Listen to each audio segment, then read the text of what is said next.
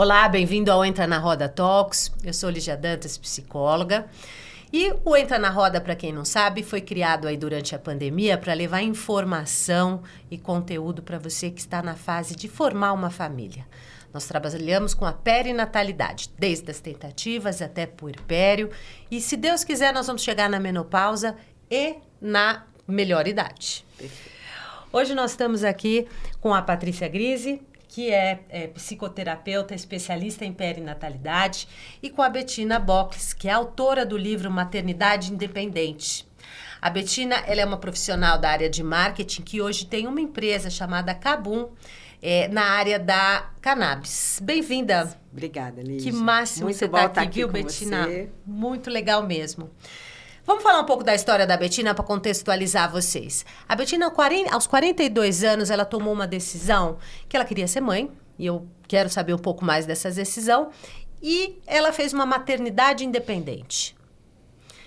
Né? Antigamente a gente falava, Bettina, que era uma produção independente. Isso. O que você acha que tem de diferente entre uma maternidade independente e a produção independente? Bom, Lígia, primeiro um prazer estar aqui com vocês duas. A gente só se conheceu na pandemia, né? Online. Então, é ótimo estar aqui conversando. Bom, na verdade, quando você fala de produção, você fala de uma coisa muito mecânica. Né? E quando a gente fala de gerar uma criança, né, a gente está falando de amor. Então, é maternidade. Né? Assim, acho que uma coisa, produção independente, você vai ali... Parece que é uma indústria. Uma indústria, né? Exatamente. É um produto. E quando fala maternidade independente, tem o desejo, né? Tem o desejo, tem o propósito da gente ser mãe. Então, isso eu queria muito pautar toda a minha história na maternidade independente. E, graças a Deus, quando eu vejo as pessoas comentando, elas já incorporaram essa expressão maternidade. Claro que tem umas que falam produção independente, mas muitas gostam dessa expressão. Dessa expressão. E você fez isso, olha, você tinha 42 anos, a sua filha hoje tem? Vai fazer 10 anos. Como é que foi isso há 10 anos atrás? Hoje a gente está falando, ainda é, né? Ainda é. Ainda é difícil da gente falar sobre isso publicamente. Como é que você se organizou para fazer isso há 10 anos atrás? Então, primeiro, eu acho que é importante falar que existia um desconhecimento generalizado.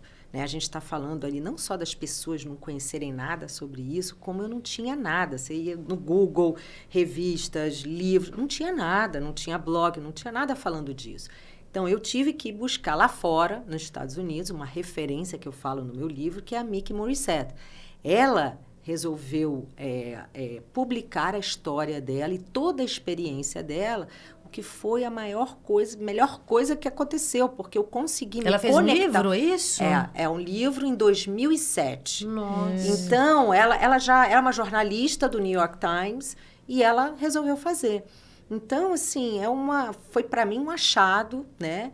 E eu consegui me conectar com essa história dela e, né, começar a incorporar dentro de mim um momento que eu acho que eu quero isso, né? Porque primeiro eu acho. Aí depois você vai digerindo para eu quero. E depois posso. Eu vou. Não, e tem o eu posso. Eu posso também, eu acho né? que Porque tem a questão isso. do banco, de um sêmen, de não estar num relacionamento, né? Porque muito se liga a uma maternidade independente, a uma angústia de frustração. Isso é legal da gente falar, porque essa é uma questão aí. É que a gente tem o padrão da sociedade, né? Que a gente tem o namorado, que a gente depois casa. Aí depois a gente tem um filho e constrói a vida em conjunto. Né? Quando você se depara, eu comecei a me deparar aos 38, 39, sem nenhum namorado, nada sério, um relacionamento sério, você começa a pensar e fala assim, olha, o que vai ser da minha vida daqui a 5 anos? Aí você começa a colocar um pouco da prática, né? Bom, se eu conhecer alguém, demora até né? Até você ter uma intimidade, até você gostar, até você passar pelo menos 2 réveillons com a pessoa, até né? casar, né? Porque daí também tem que casar antes, então, porque daí você não vai... Aí eu falei assim, não vai dar tempo. É. Não vai dar tempo. E aí eu comecei a ir em consultas médicas para entender como que eu poderia, né, fazer, como é que eu poderia né, eu ainda não tinha esse conceito de maternidade independente. Não estava muito claro na minha cabeça. Mas como eu poderia ter filho? Era na produção ainda. Estava na produção, exatamente. Da produção até a maternidade, Exatamente. a gente pode pensar que tem um caminho afetivo, emocional que tem que percorrer, né? Mas você sabe que até chegar aí, às vezes a gente não percebe. Porque eu trilhei um caminho de, sabe, super bom na minha vida profissional, empresas, sabe, super renomadas, multinacional. Então, você vai tendo tantos momentos bons e você vai deixando para o lado, né? Então, só aquela parte das escolhas da sua vida. Então, eu escolhi esse caminho profissional e quando eu me dei conta, era tarde, para eu realmente focar nessa minha parte pessoal, né? Que exige então, investimento emocional, físico, né? Existe investimento, você falou tudo. E aí eu falei, não vai dar tempo. E aí que eu comecei a digerir, pesquisar sobre congelamento. E o primeiro passo foi congelar. E hoje é uma bandeira que eu, sabe, sigo, que eu acho assim, divulgo, né? Que tem que congelar. Quem tem 35, até 35, mas quem tem lá pelos 35, congela. Né? Não é hoje um bicho de 7 cabeças, mas depois você decide. Eu não tive tempo. Né? Então, eu acho que isso é super importante. E antes disso, só antes de você continuar, assim, você tinha pensado nesse percurso todo da vida de, por exemplo, se eu não tiver filho agora, eu tenho um amigo, a gente combinou, porque a gente escuta muito isso, né? Eu vou ter um amigo e aí a gente vai ter eu falo isso no filho. livro. Eu falei isso no livro. Eu tinha antes de passar, porque é uma etapa que a gente passa talvez antes. Uma amizade colorida, isso. né? Mais séria. E eu propus isso para ele. Você propôs? Claro. Porque isso é muito porque normal. Dava medo. Você fica com medo. Eu não tinha... Era um mundo se agarrar em alguma mim, coisa, né? Cheio de não referências. Eu não tinha referência de nada, nenhum caso. Né? Hoje, eu conheço algumas. A gente conhece, né, a Mariana Kupfer, a gente conhece até a Karina Bach que fez. Né? Eu fiz, que eu me expus, mas quem mais? Né? Mas elas... Foi há pouco tempo, não foi há 10 anos atrás que elas começaram. Precursora disso. Então, aí. assim, não Vamos tinha. inventar um jeito disso fazer dar certo. Aí Pois você pensou, vou conversar com meu amigo. Vou conversar e aí, por sorte, eu falo por sorte, que na véspera ele desistiu, porque essa é uma história minha. Não é uma história de mais ninguém. É um sonho seu, né? Exatamente. Não adianta você ficar colocando pessoas para meio que... Eu falo que é a diferença do curto prazo para o longo prazo. No curto prazo, você fica bem. Eu conheço, eu sei os 2 olhos, ele tem um nariz, ele tem uma boca, né? Eu sei que é um cara legal, eu sei que eu não sei que tem. E até para criança, né? Isso. Tem um pai que ela conhece ali, que sabe. Né? Mais ou menos isso. Mas você poderia também não divulgar abrir, o pai, tudo. Enfim, não importa. O importa é que no longo prazo, isso acaba ficando tão pequeno que ainda bem que não aconteceu, que eu tive ela sozinha, porque é a minha história com ela, eu que quis. Eu que planejei tudo ali, entende? Então, não cabe outra pessoa, cabe outros personagens de relacionamento que venham depois disso. Mas também que não seria sonho deles, né? Não é exatamente, natural. a gente quer tentar, sabe, colocar personagens na nossa história para ficar mais bonito para os outros.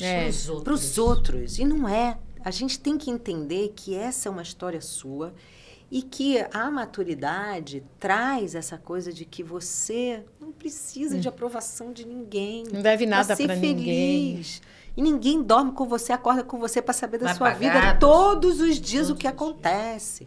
E outra, você também não fica com cartaz na cabeça. Olha, eu sou mãe independente.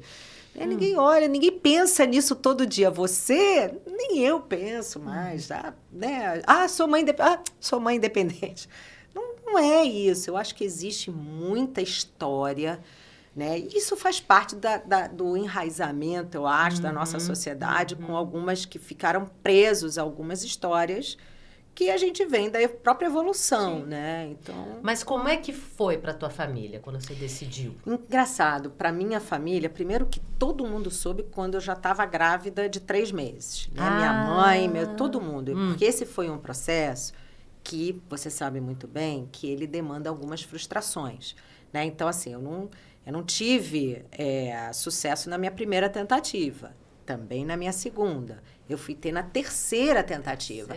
Então, assim, são frustrações que quanto mais você divide, eu acho que dói mais. Fica maior, né? parece, Fica maior, né? exatamente. A expectativa do outro, eu acho. Eu acho que a expectativa, porque quer te ver bem, quer te ver feliz. Mas não, então eu e mais 2, 3 amigas ali que sabiam da minha história. Acabou.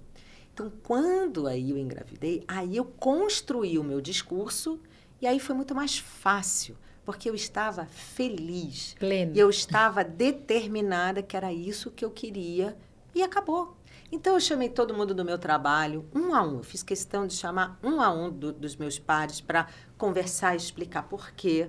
Eu falei para minha família, assim, eu me lembro que eu falei assim, ó, vou falar uma coisa para vocês, né? Aqueles almoços de família, todo mundo. E todo mundo ficou feliz, porque eu tô feliz, e eu tava tranquila, né? Eu tava certa daquilo que eu tava fazendo. Dá medo? Claro que dava medo. É um processo que, né, a gente não sabe um monte de coisa, mas quantas coisas na vida a gente não sabe. É. Aliás, e se a gente parar e a gente não parar nossa vida e não fizer nada pensando nisso, né? Aí não faz nada. E aí que eu falo, são as escolhas que a gente faz. A gente pode ficar do jeito que a gente tá, não fazer nada, e a gente pode escolher fazer, né? É isso. Em relação à escolha do doador, foi uma parte, todo mundo que pensa em maternidade dependente tem que pensar quem será o doador. E muitas vezes eu percebo que confunde com aquele o namorado ideal, sabe? Fica projetando no doador uma relação que nem existe, né? Você sabe, Liz, que primeiro que doador é uma palavra esquisita, né? Não Doador, existia no meu dicionário a palavra doador. Né? Então, assim, você tem que escolher um doador para você, né? Então, é meio surreal. Então, no meu caso, na época, eram muito poucas opções. Poucas opções, e não existia banco internacional, que hoje você tem o OpenID. Então, na minha época, não tinha, porque só tinha o Banco Brasileiro. E o Banco Brasileiro é muito claro, não tem identidade civil. Então, você não sabe absolutamente nada. Né? Tem 7 características. Nada que eu tô falando de face, de cara, de voz, que lá fora você vê, você paga, você tem tudo, né? Boletim escolar, né? A voz do cara quando era criança. Quais os hobbies, né? Algumas coisas. Então, aqui era muito 7 características: cabelo, peso, altura, olho, profissão. Mas assim, você fantasia, entende? Você fantasia, né? Não dá pra gente separar. Liz, eu precisava escolher 6, porque como naquela época eram poucos, a rotatividade era muito grande. Então, assim, eu precisava esperar um processo, então 3, 4 dias, já não ia ter mais. Então, eu tinha que esperar, eu tinha que escolher 6. Aí você fala, bom, eu escolhi 1, 2, 3, 4, 5, 6. Acabou sendo o meu 6º. Então, não fui eu que escolhi. Entendeu? Você tá brincando. Mas não fui eu que escolhi. Você deu algumas opções e foi o que tinha que ser. Foi, o universo escolheu pra mim. Porque eu não escolhi, né? Você é o primeiro, o segundo, o terceiro, né? Com certeza. Então, assim, é um processo que eu falo que é você acreditar no seu coração também, né? Naquilo que você quer para a sua vida. Porque nada é seguro e nada é certo. Nem quando a gente é casada e tem filho naturalmente. Quantas pessoas, assim, infelizmente, têm filhos que têm problemas ou que se separam no meio de uma gestação. Que se separam, exatamente, quer dizer, né? E que é óbvio, vou ter um bebê, depois que eu casar, eu quero esperar 3 anos e ter um bebê. E de repente, esse era o meu planejamento. É isso, e aí não é, né? Porque a vida não é assim. A vida não é assim. Eu planejei com 27 anos de casar, com 30 ter meu primeiro filho, 33. Eu falo isso no livro. Esse era o meu planejamento. E aí vem a vida e ó. A vida, né, bagunça tudo. Né? E não aconteceu nada. E a gestação? Foi assustadora? Você teve um apoio? Como é que foi passar pela gestação independente? Você sabe que não, assim, eu tive muita sorte, Lígia, porque eu estava bem de saúde, sabe? Trabalhou até o final? Trabalhei, então, assim, não tive nada. Tinha sono, né? Mas eu marcava a reunião exatamente depois do almoço para eu ter que falar e não ter que dormir, entendeu? Então, assim, eu me virei muito bem nisso. Teve um momento que eu tive muita dor de cabeça e eu sozinha, não tinha quem recorrer. Peguei meu casaco, era julho, tive ela em setembro, Catarina em setembro, sozinha na farmácia. Aí uma estava fechada, isso era 1h da manhã. Uma estava fechada, outra estava fechada. E na terceira da farmácia eu consegui comprar um Tilenol, porque não podia ser qualquer um, né? Aí nessa hora você lembra, né? Aí nessa hora você fala, pô, se eu tivesse alguém vai na farmácia. Hoje em dia você não teria esse problema. Hoje em dia a gente ligaria pro Pois médico, mas há 10 anos atrás não tinha app, não tinha essas coisas, entendeu? Então, foi, mas assim, uma gravidez tranquilíssima. E eu tinha amigas que já tinham tido filhos, né? Que já estavam no outro estágio. Então, você também pega dicas, né? Então, acho que a gravidez foi o menor dos problemas. Foi o menor dos problemas. A gravidez em si, né? E qual foi o maior dos problemas, já que você falou? E eu acho que é depois, assim, quando você pega seu bebê, que você tem aquela coisa dentro de você muito forte, aí você fala assim, agora eu vou para uma nova fase da minha vida. E aí dá aquele negócio. Mas não é uma coisa ruim, é uma coisa de não sei o que vem pela frente. Né? De se apropriar daquele momento. Mas eu acho que todo mundo passa por isso, né? Não é só eu, porque sou mãe independente. Não, meu irmão foi no parto comigo, então assim, a minha família estava ali, então eu estava rodeada, então isso não faltou. Que nem um casal normal que poderia ter, então... Essa apropriação da maternidade é interessante porque ela não é só na hora do parto, né? Hoje, essa semana, eu tive um relato no meu consultório de uma filha de uma paciente que foi internada. E ela falou que quando ela saiu do hospital com aquela criança de novo, ela sentiu a maternidade, esse sentimento de que é comigo. É comigo agora, né? Pertencimento, agora sou eu e ela. Quanto depende, né? De dependência, né? A gente vai sentindo isso. Construindo isso. Exatamente. E no puerpério? Você teve uma rede de apoio? Tive. Eu tive pessoas próximas, eu tive uma pessoa que ficou lá em casa comigo, né? Uma enfermeira. Uma enfermeira que pudesse que me ajudou. E eu tive essa assistência, né? Então... Por isso que eu tô falando. Tanta coisa Você tava boa. Toda rodeada. Eu tava rodeada. Que tudo deu certo, entendeu? né? Então, e é por isso que eu quis devolver isso, né? O livro foi essa forma. O Maternidade Independente. Quem quiser comprar esse livro para saber a sua história, como faz? Olha, tem nas plataformas, né? De livros, na Amazon, Apple, tem. Google. E você tem um perfil, né? No Instagram Maternidade _ Independente. Né, eu posto quando eu posso, eu não consigo, né, todo dia, toda hora. Mas quem quiser entrar em contato, as pessoas sempre me mandam muito um direct, querida, ela uma conversa. mensagem, eu converso. Legal. E também uma questão assim que sempre vem, né, quando a gente faz a maternidade independente, que a pergunta é assim, de registrar a criança, como que... por exemplo, na hora que você vai registrar, vai estar só o seu nome. Só o nome. Isso já está muito sedimentado. Inclusive, na minha época, era o começo, no hospital que eu fiz, teve um pouco de problema, porque eu registrei no hospital. Eu acho que as pessoas não estavam muito bem informadas. Então, foi e voltou umas 2, 3 vezes, falar, olha, tem que ter o nome do pai. Mas é um desconhecimento. Aí depois foi tudo certo, né? Meu médico ajudou e deu tudo certo. Mas eu estou falando 10 anos atrás. Sim. Hoje não existe mais esse problema. É só a mãe, você tem uma carta da sua clínica, da onde você fez o seu procedimento e acabou. Você mostra e acabou. E na escola?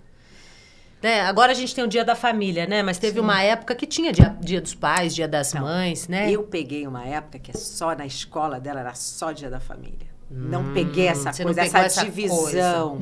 Entendi, ela era muito pequena também, então ela não entendia. Mas muito. Não dá um medo da criança sofrer algum preconceito? Dá. Você sabe que no começo, quando você lê livrinho infantil, quando tinha Papai Pig, né? O Papai Pig, ou Papai não sei o quê, eu falava mamãe, né? Aquele medo de você ficar falando muito a palavra pai. E a criança vir te perguntar, E a criança perguntar, né? Claro que tem a fase que ela pergunta, mamãe, cadê meu papai? Isso aconteceu.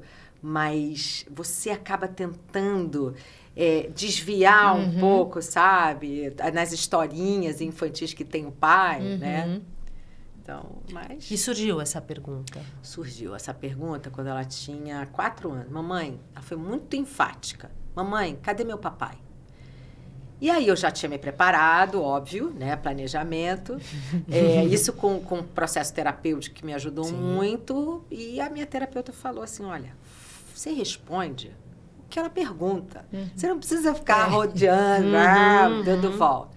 Então eu falei, olha, filha, na nossa família tem só a mamãe e a Cacá. Tem famílias que tem papai e mamãe, tem famílias que só tem uma mamãe, tem famílias que só tem um papai. Acabou. Essa foi a minha resposta. E a própria terapeuta falou, ó, não vai durar muito. Mas durou foi suficiente um ano e durou para ela entender que a nossa família era eu e ela. Né? Aí depois, ela com 5 aninhos ali, que aí ela queria entender mais, né? O que era ser... eu sou filha de quê? Eu sou da onde, né? Aquela coisa da origem. E aí eu fiz né, de uma forma muito... eu contratei uma profissional, mas eu escrevi de uma forma lúdica, né? Contando um pouco da história de como a mamãe pegou a sementinha num jardim lindo e botou na barriga, e a mamãe queria muito ter uma criança, e a mamãe não casou, e fulano casou, e ciclano casou, mas a mamãe não, e queria muito ter uma filha, né? Uma filha, que era ela, né? E construiu uma historinha, né? E aí acho que ela começou a entender, ela leu assim, numa semana, acho que ela leu, mas todo dia ela queria ver esse livro, porque ela queria que legal entender, e assimilando sabe? aquilo para ela. Para mim foi um momento assim incrível. Me lembro que foi em dezembro.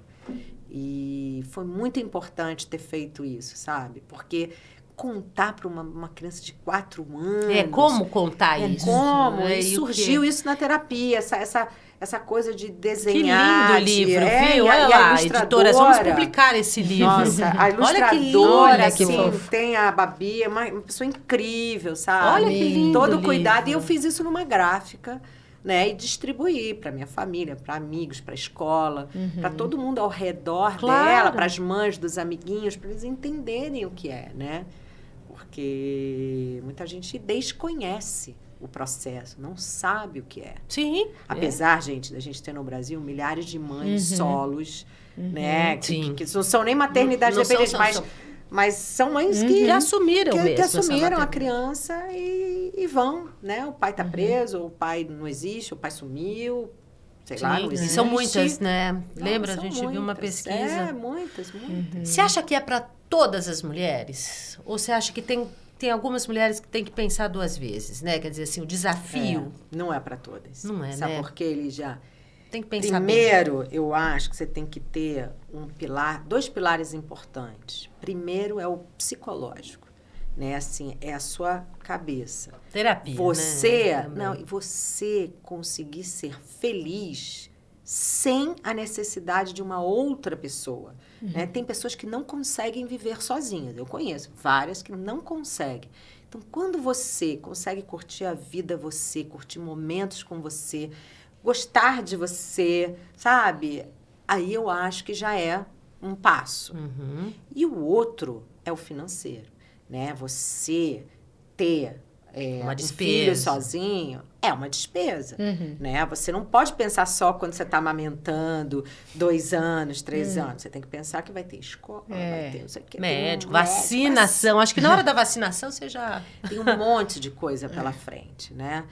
Aí, claro, você também não vai precisar fazer uma planilha de 18 anos para ver, né, ver se dá o dinheiro, porque na vida a gente muda muito, mas um pouco, né? Você tem que ter uma consciência, olha, eu consigo acomodar, né, a minha parte financeira para ter isso. Então, eu acho que sem o pilar, né, do psicológico e do financeiro, eu acho que tem que pensar 5 vezes. Entendeu? Isso não só na maternidade independente, né? Acho que para ter um filho, né, hoje. É uma responsabilidade, assim, pelo outro. Mas às vezes você tem um parceiro que você divide isso, né? E na maternidade você não tem ninguém. Então, é você o pilar, é você com as coisas práticas, né? Do dia a dia, de estar com a criança. É você na hora boa e na hora ruim, né? Nas horas boas e nas horas não tão boas, né? Então, é diferente, né? Sim. E quando é que te deu eu vou? Essa virada de chave. Para decisão? Para decisão. Porque eu acho que o momento da decisão é o momento que mais angustia. Porque uma vez tomada a decisão, você tem os recursos, aí você vai. Mas e para tomar essa decisão? Eu acho que foi uma mistura de informação, que eu tive com o livro da Miki, uma mistura. Mas quando você foi buscar informação, você já estava pensando nisso? Já estava. Ah, não, e sim, aí eu fui em médico. Em médico eu consegui entender o processo, né? Porque antes eu não sabia onde buscar. Onde buscar. Né? Então, assim, o meu médico que me orientou, né? Eu falei, olha, tô querendo, o que você acha? Aí foi tão tranquilo, ele falou numa tranquilidade, né, que me passou uma coisa, e eu sou muito prática também, né, então eu perguntei algumas coisas, ele falou, eu pesquisei, e aquilo entra aqui, incorpora um pouco, e você vai digerindo. Por isso que eu falo que é um processo, porque demorou meses para eu tomar a decisão. Primeiro você sente, depois você digere, aí você se informa, aí você divide com outras pessoas, você busca a referência. Por isso que eu me propus a fazer o livro, porque eu sei o quanto foi difícil. Eu não tinha referência. Então, como foi difícil ter uma história? Porque uma história nos Estados Unidos é Estados Unidos, né? A lei é diferente, tudo é diferente, a cultura é diferente. Então, assim, eu queria no Brasil, né? Como é que é aqui, né? A verdade, né? A minha verdade aqui. Então, não é um processo fácil. E para você ver como as coisas, quando tem que dar certo, dão, né? Você foi procurar o seu médico que te incentivou, quer dizer, podia ter sido um médico que falasse, imagina, isso é bobagem. Já ia, né, te pôr para pensar de novo e falar, nossa, e agora? Será que é isso mesmo que eu quero? Né? Quer dizer, como as coisas estavam fluindo a favor, né? Assim, o médico falou, vamos lá, aqui você pode ouvir aqui, escutar falar com essa pessoa. Exatamente. Mas não deu uma certa, sei lá, uma coisa de falar assim, puxa vida, porque eu acho que quem passa para a reprodução humana assistida, isso passa pela cabeça, né? Por que com tanta gente no mundo, por que eu não adoto? Você sabe que me perguntam muito isso. Por que não adota? Eu não tive esse momento, porque eu não tinha problema nenhum. Eu fui no médico, pro ginecologista, para entender. Eu tenho algum problema com 40 anos, 41 anos? Não tinha nada. Eu falei, você não tem problema nenhum. Por que eu não posso engravidar? Eu quero ter essa sensação, eu quero engravidar. Né? Não me passou nunca na cabeça adotar. Engraçado. Porque eu acho que é diferente, né? Quando tem a reprodução, quando a pessoa já está, né, no processo da reprodução assistida, ela já tem alguma coisa, uma questão com ela que talvez ela precise, impeça ela de engravidar normalmente. Então aí é diferente nesse sentido. Exatamente. Ou aquele pensamento de que assim, não é egoísmo, não é egoísmo meu gerar uma criança que de repente não possa ter um pai, sem pai. Aí eu jogo uma pergunta, mas também não é egoísmo você casar com uma pessoa vislumbrando só ter um filho com ela e depois, sei lá, descartar e ver, e não vai dar certo. Tem 1, 2, 3. Né? E achar que filho é solução para casamento. Então, assim, que egoísmo é esse? A gente está falando de amor, entendeu? Então, assim, é uma coisa muito maior do que isso. Agora, também eu levanto uma bandeira que não é para todo mundo sair fazendo maternidade independente. Isso é uma alternativa para você exercer o poder o seu direito, não é nem poder, o direito de maternidade. Mas isso não é uma regra, muito pelo contrário, é exceção. Né? Eu não acho que tem que ter, existe o homem, a mulher, tem que ter na forma, ou né, outras formas de casal, sabe? Mas, né, eu queria ter. Cada um vai encontrar a sua melhor maneira. Eu só não encontrei a pessoa junto com o timing, entende? Então, foi por isso. Mas eu não levanto, feminismo, né? Todo mundo, não é isso. Não é isso. Não é isso. Cada um encontrar a sua melhor. É só uma alternativa para quem quer ter e não conseguiu, e priorizou outras coisas, não teve, não conseguiu, enfim. E eu acho que ter filhos é um ato que é o oposto ao egoísmo, né? Porque você abre mão de muita tudo, coisa. Você falou perfeito, e é isso que eu falo também. Entendeu? Eu acho egoísmo isso, e exatamente esse ato de amar, que é abrir mão mesmo. E quando você tem uma maternidade independente, você abre mão mesmo. muitas coisas. Muitas né? coisas. Financeiras, de vida, de Da momentos. vida social, inclusive. Da vida social, né? Demora, tudo bem que né? tudo se dá um jeito, né? Eu acho também, uma coisa que eu sempre falo, que quando você tem um filho dessa forma, você tem um filho com uma comunidade. Você constrói uma comunidade ao seu redor. Não é uma coisa sozinha, né? Aparece, mas eu vou ter sozinha, vai se esconder na minha casa, ninguém vai... Não, é seu papel também, foi meu, de construir, né, relacionamentos e relações que as pessoas tenham com a minha filha também. Então, ela tem madrinhas maravilhosas e vizinhas que cuidam, sabe? Tem várias referências. Então, assim, até cito no livro uma referência de uma tribo indiana, a Sobonfu, que ela fala que quando o filho nasce, o filho ele é de todo mundo da comunidade, sabe? Todo mundo cuida um pouco e pronto. Se você fica isolado, aí... Uma outra coisa que me ocorreu agora, né? A presença de uma figura masculina. Né? Isso de uma referência. Isso é importante. Isso é importante porque eu tenho 2 irmãos que são as referências masculinas de muitos anos dela. Né? Então, assim, tem maridos de amiga, né? Tem namorado, tem essas pessoas que acabam entrando na sua vida e são referências. Mas nenhuma delas é pai. Sim, pai, substitui né? o pai. É pai, não é, né? A não ser que, sabe, enfim, assumiu desde o começo, né? Enfim, lá. Mas se mesmo conheceu. assim não é o pai. Não é o pai. Biologicamente não é o pai. Ele Uhum. pode ser a pessoa mais próxima, né? Mas não é, exatamente. E ela lida bem com essa ausência desse papel, desse lugar, porque não é do Essa papel, função. da função. Da função. Acho que ela não sente essa coisa do lidar bem, sabe? Eu acho que é meu papel também, sabe? Gerar isso. E né? mostrando para ela. Mostrando e trazendo as pessoas, né? Trazendo essas referências. Não adianta, de novo, não adianta você ficar isolada no seu mundo, você e ela te escondendo, tirando. É ao contrário, sabe? né? Ao Essa é a sua contrário. história. Essa é a minha história, exatamente. E a história dela. E quanto mais você fala, parece que mais mais acalma aqui o seu coração, no sentido de que é a minha história. E ela é já nasceu isso. ali, né? Ela já com sabe. Com esse contexto, com essa familhona grande, com todo mundo. Exatamente. Então, para ela... Ela sabe que a mãe dela escreveu o livro, foi ela que vê escolheu diferente. a foto, né? Então, Aqui, assim, aliás, ela... uma foto linda ela, aqui, depois vocês vão ela ver. sabe que ela tem uma mãe que expõe. Eu tento expor o mínimo possível, né? Porque a gente, infelizmente, vive num mundo que... Né, a gente não... Sim. Né, não tem controle. Mas ela sabe que o meu propósito é esse. Né? Eu quero que as pessoas tenham essa referência que eu não tive. Né? Agora, elas têm que decidir se elas querem. Eu não cada posso história decidir é uma história. né, por elas. Eu dou todos os argumentos, né, as coisas boas. E que funcionou para boas. você, né? Quer dizer, Exatamente, a minha é experiência. a sua singularidade. Exatamente.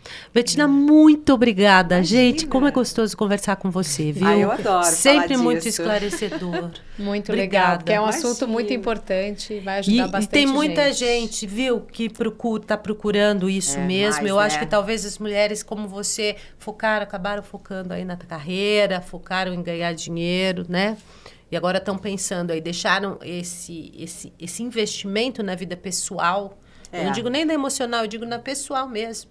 Talvez postergaram. Postergaram, né? E agora consegue resgatar. Graças à medicina e à tecnologia, a gente consegue resgatar, né? É isso aí. Obrigada, Legal. querida. Obrigada, Obrigada. pessoal. Até o próximo. Até.